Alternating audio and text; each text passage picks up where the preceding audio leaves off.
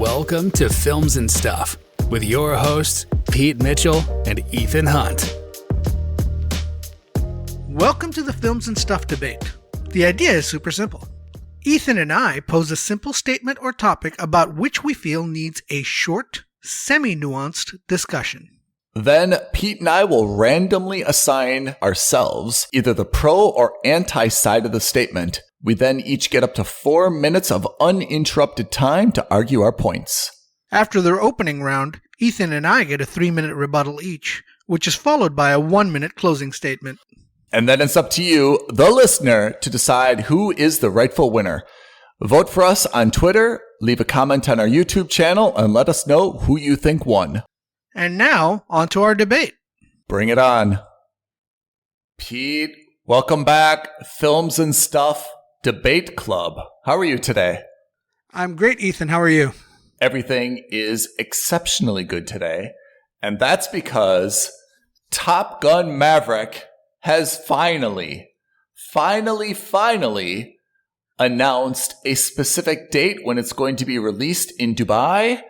I have marked my calendar, booked my tickets for May 26. I am so excited. I, too, will be watching the movie, I think also on the 26th, because I believe it's released the same day here. This is so exciting. I can't believe it's finally here. It's been years since I've been in the making. Literally years. Yes. Numerous delays. They finally dropped a date, and now it's so close. I don't think they're going to delay it again. They cannot. When I went online to book my tickets, actually, there was an extended trailer available, and right. I made the mistake of clicking on it. You know, I hate to watch trailers of films that I'm really looking forward to. I probably watched, I think it's like a 2-minute trailer. I probably watched the first 30 seconds and I had to stop because it was so good.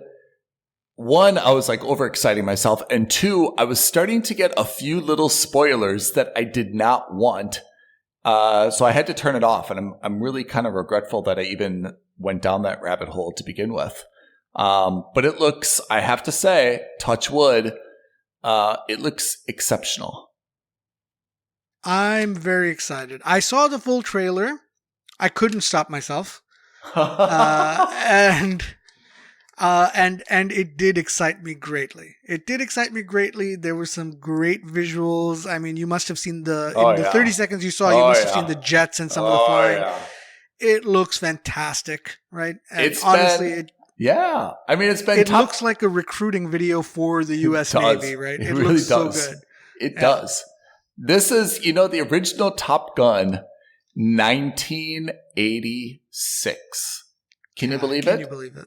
That's crazy. Nearly 40 years ago, right? Yes. 36 years ago. Yes. And it made me think of what Tom Cruise has been in since that time. Because, 1986, this was the biggest movie, right, in the world. Iconic film. I don't know if it was a top grossing film, but it must have been among the highest grossing films that year. And Tom Cruise has been with us as a undisputed A-list actor ever since then. But I don't know if he's actually lived up to his promise. And that is our debate topic of the day. Yes, that's right. So the debate topic or debate statement, let's put it that way, is that Tom Cruise should fire his agent because his agent has failed him. Ouch. Ethan, I believe you are for that, and I am against that. That's right. Yes. I, Ethan, believe that Tom Cruise's agent should be fired for agency malpractice. And this is my opening statement of why. All right, let's get started. Ding, Let's get ding. started. Ding, ding. Top Gun premiered 1986. It starred Tom Cruise, Tim Robbins, Kelly McGillis, Val Kilmer, directed by Tony Scott. Since that time, Tom Cruise has done approximately 30 additional films. Can you name them? No. The reason is they are all one-off, 120-minute kind of action-y dramas, none of which is bad. In fact, most are exceptionally good, but they don't give Tom Cruise a clear character. He is still known as Maverick as much as almost anyone else. Let's go backwards. Edge of Tomorrow, Oblivion, one Jack Reacher film, Rock of Ages, Night and Day, Valkyrie, Tropic Thunder, Lions for Lambs, War of the Worlds, Collateral, Last Samurai, Minority Report, Vanilla Sky, Magnolia, Eyes Wide Shut, which I think was rated X, Jerry Maguire, Interview with the Vampire, The Firm, A Few Good Men, which was iconic, Far and Away, Days of Thunder, Born on the 4th of July, Rain Man, Cocktail, Color of Money. The only thing I'm leaving out is Mission Impossible. Mission Impossible is, in those 35 plus years, kind of the only franchise and the only film that has had or has deserved a sequel. And for Tom Cruise being an undisputed, year in and year out, A-list actor, globally known around the world, he has nothing that has approached $1 billion film. And that's because he is always in these one-off, very good drama, history, action thrillers with a little bit of comedy, but nothing that's really put his stamp on Hollywood or on cinema for the long term. Thank you. Pete? Wow, very well done. I like it. You've made some very, very nice comments and criticisms. Sorry, I need a second here to compose myself because I'm crying. I'm blown away. You're crying. It's beautiful. Do you rest your case? Right. Do you want me to win on summary judgment? Is that it? No. Come on. I would be doing Tom Cruise and his agent a disservice if I didn't even give it a try. Yeah, your clients are depending on you. Yeah, that's right. And speaking of which, ladies and gentlemen of the jury, and yes, I'm still going with the trial jury theme, even though this is still a debate and not a trial. I don't believe that Tom Cruise should be firing his agent, the Right Honorable Paula Wagner. In fact, if anything, I think he should be promoting his agent. I don't know to what, but I still think she doesn't get enough credit. Yes, Tom Cruise isn't super into franchise movies, with the exception of perhaps the Mission Impossible movies. He could have done it with Jack Reacher, but he didn't. But that's because Tom Cruise isn't the type of actor who's interested in limiting himself. He doesn't want to be known for a franchise. He wants to be known for being a great actor who's willing to push the limits of his acting and physical abilities.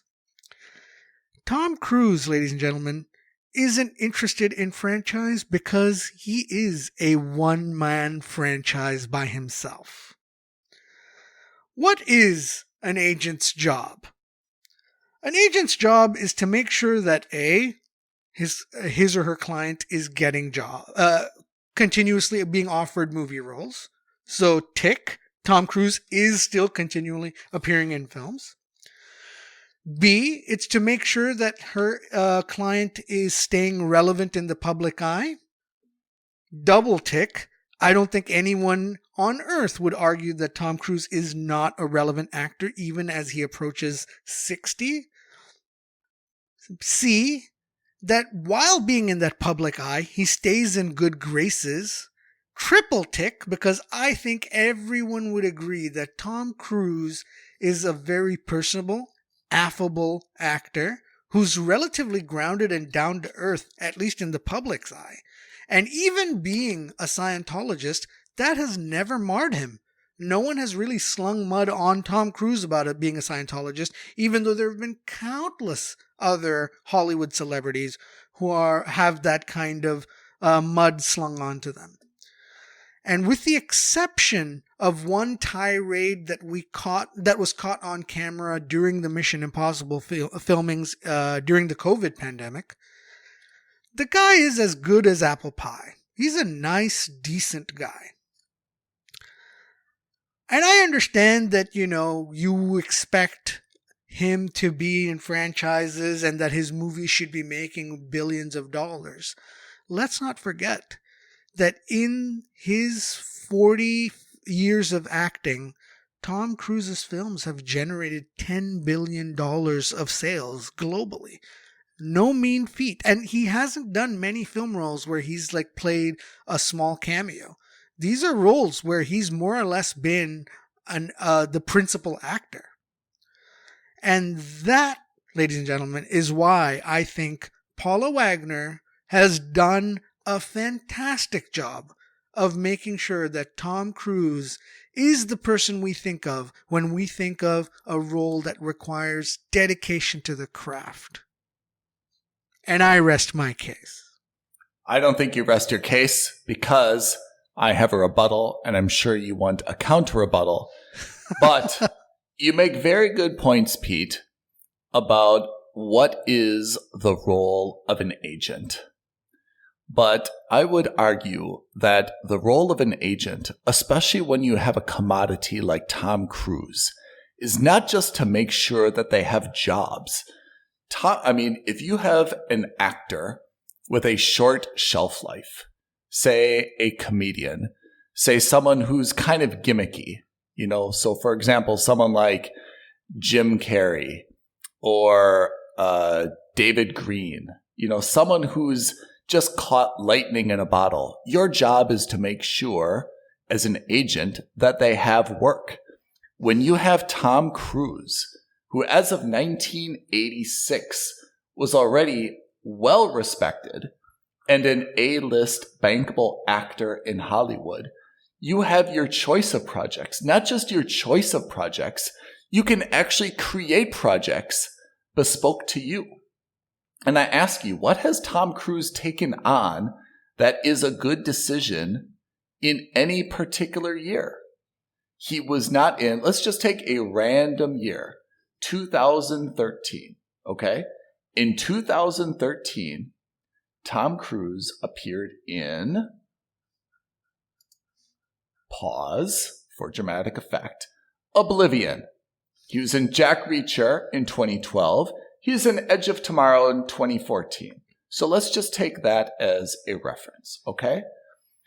In 2012, he was not in Argo.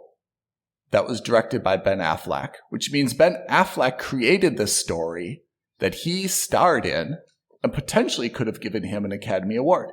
He was not in Django Unchained, Quentin Tarantino, Jamie Foxx. In 2014, he was not in American Sniper, directed by Clint Eastwood, starring Bradley Cooper, that could have been an Academy Award-winning film. He was not in Nightcrawler, that gave Jake Gyllenhaal supreme credit for his acting ability. Instead, he was in Edge of Tomorrow. 2013, he was not in Captain Phillips, starring Tom Hanks, potentially Academy Award winning. He was not in Great Gatsby, starring Leonardo DiCaprio. Again, highly, highly successful. He was not in American Hustle. Remember, with Christian Bale, Amy Adams, Bradley Cooper, Jennifer Lawrence. It seems, though, time and time again, the agent of Tom Cruise has given him something that was kind of low-hanging fruit. Edge of Tomorrow is a film that would always be made, whether it starred Tom Cruise or someone else. It would always have someone like Emily Blunt playing opposite of the male lead. It would have always been a successful action-adventure sci-fi movie. Same thing with Oblivion, which is utterly forgettable storyline. Same thing with Jack Reacher, which has been remade and is now on Amazon, I think. Same thing with Night and Day, where he starred opposite Cameron Diaz, Valkyrie. So my problem with the agent of Tom Cruise is that she kept her client employed.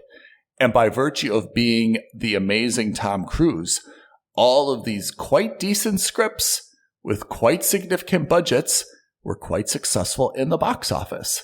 But none of them is going to be put in a time capsule to represent the very best of cinema, the very best of Hollywood, or the very best of Tom Cruise. The very best of Tom Cruise is way back in 1985, 1986, 1987, 1988 with Rain Man. So what has Tom Cruise done since then that justifies being put into a time capsule or his ongoing A-list status? That is my problem with his agent, with all respect.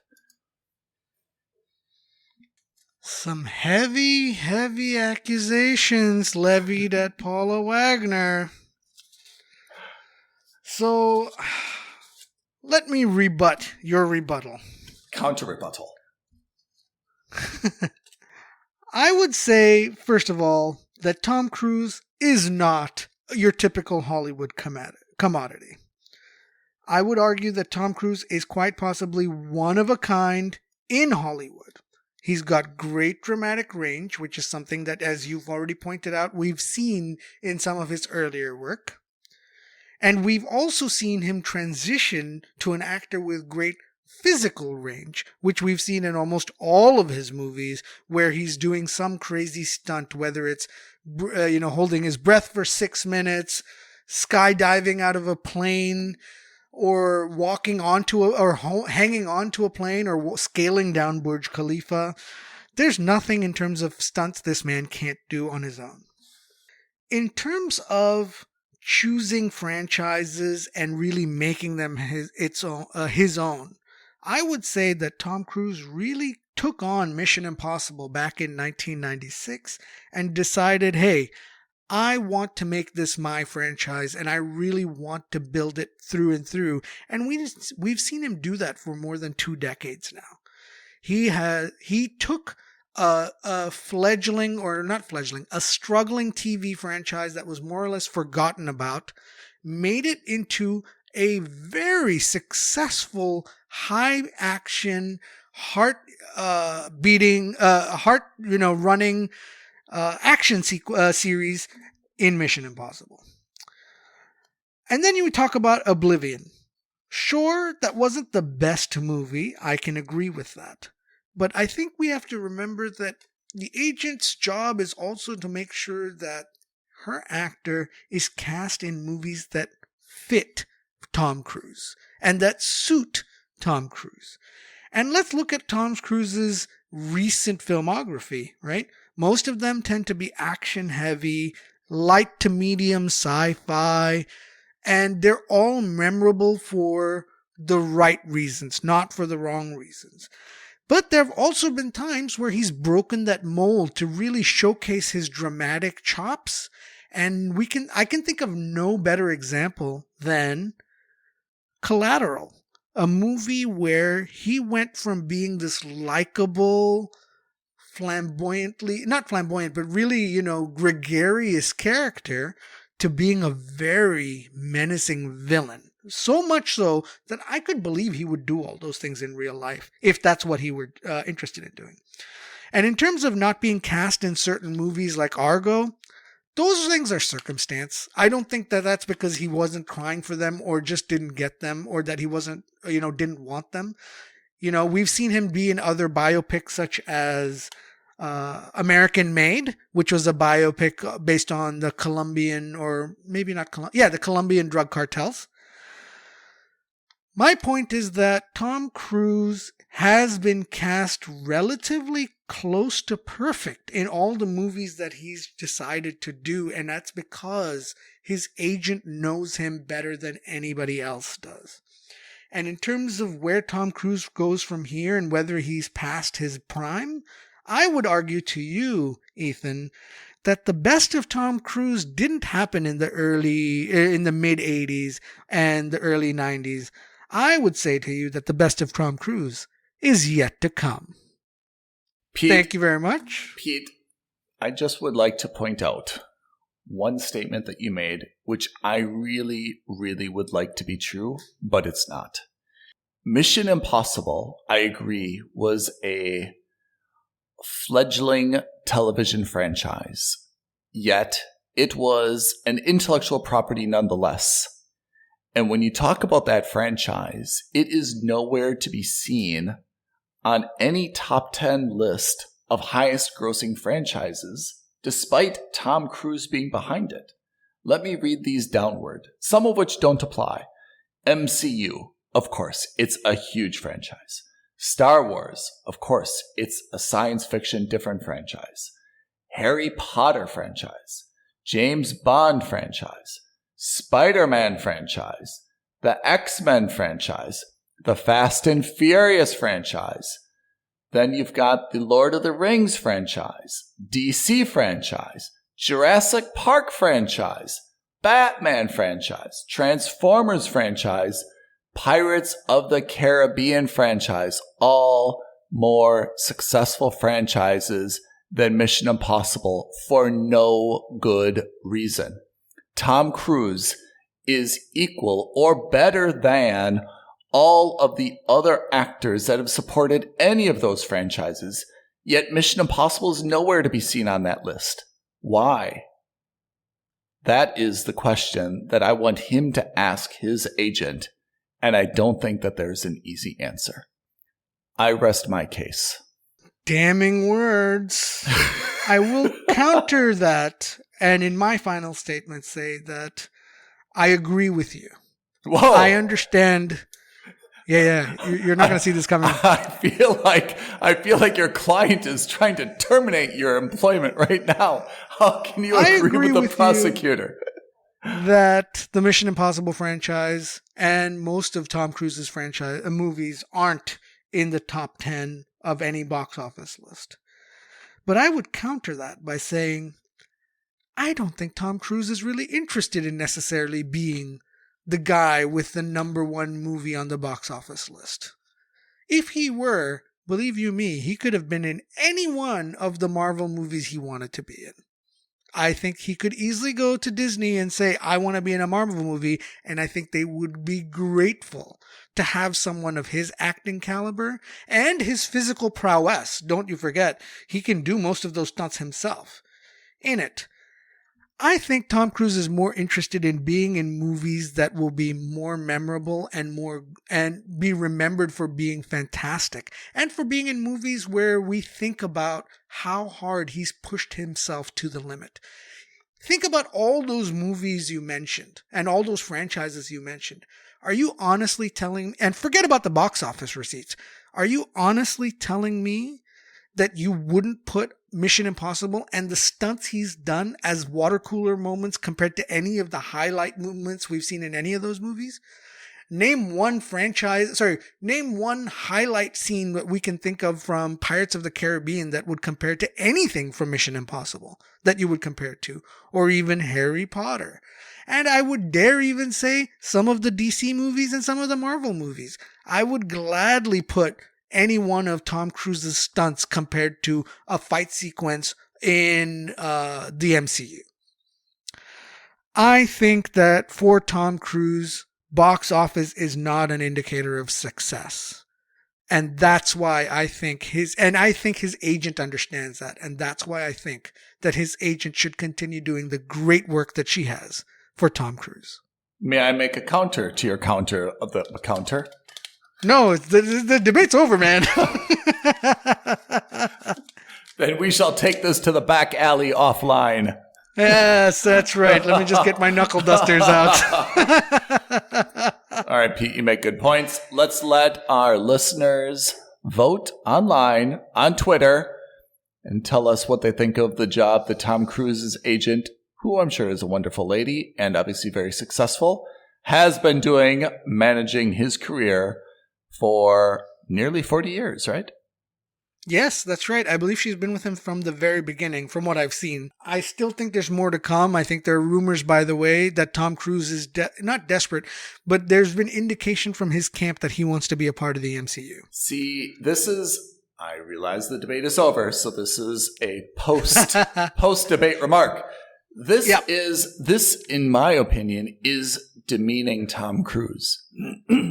As popular as MCU is, as successful as Tom Cruise has been, why is he now trying to jump on this bandwagon as some third-tier random superhero or villain or supporting character? The time for him to be in MCU was Iron Man, Robert Downey Jr., who took that entire MCU on his shoulders and built it up and stepped away. To now come in after it's grossed $22 billion and say, hey, this looks like fun. I'd like to attach my name to this. I don't disagree with you. I think it's unnecessary, especially since he has Mission Impossible. If he has Mission Impossible, he should build Mission Impossible and say, this is my MCU. I'm going to see it through. And he's done a very good job with Mission Impossible.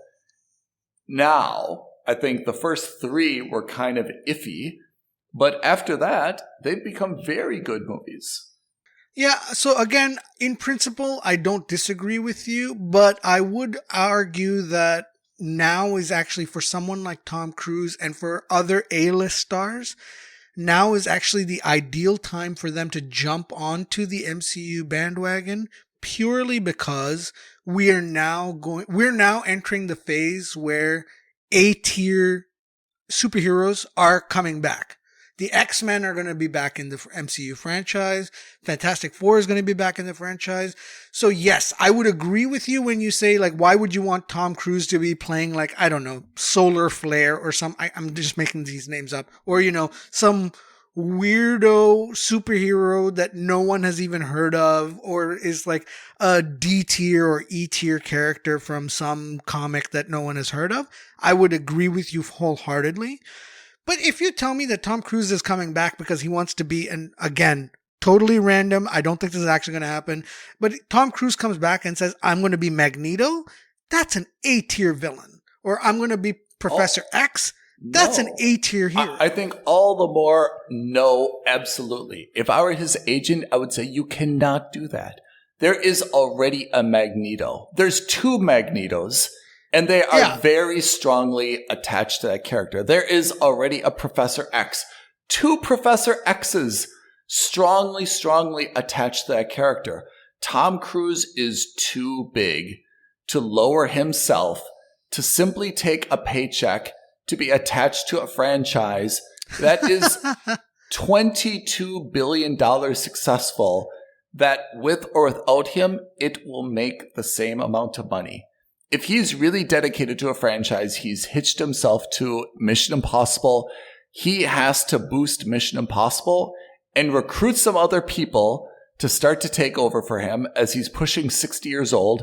He needs to make Mission Impossible amazing. That needs to be his franchise. Or maybe he goes and says, I'm going to be Ghost Rider, who's a stunt guy in the comics as well as a superhero. That kind of fits into his personality as well.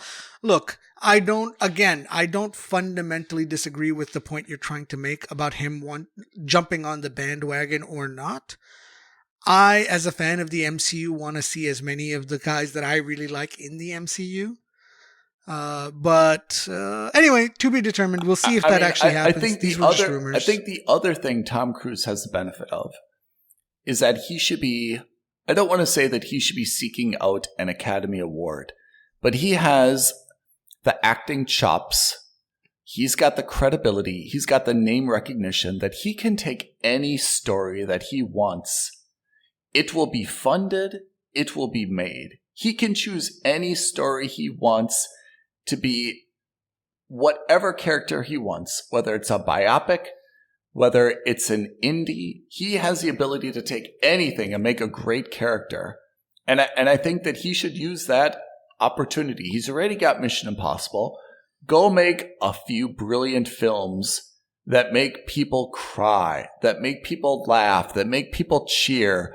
Go be the people's champion. You've got that ability. Everybody knows your name. Any movie you put out, people will see it. Whether it's good or not is on you. But anything you take, no matter what the title, no matter what the synopsis, it will be in theaters. People will go see it. And not many people in the world have that ability to take on any character or role that they want and give it that platform. And I think he should take advantage of that. By going to MCU and playing Professor X, I'm just not sure what he looks to achieve. He's not going to be more popular.